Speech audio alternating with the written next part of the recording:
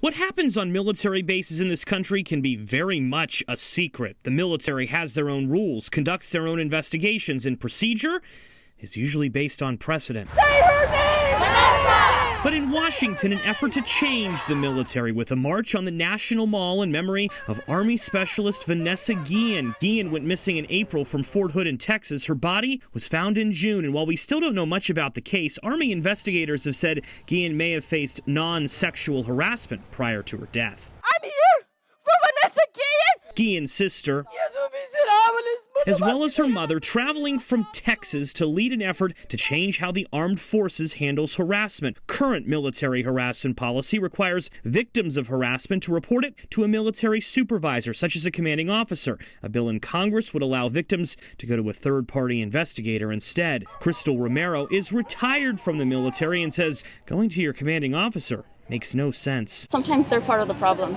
The bill is called #IamVanessaGuillen in honor of a viral movement of women sharing their stories online of military harassment. Guillen's sister telling us that today's event is more than just theater. President Trump met with the family this afternoon. It's her march for justice for her.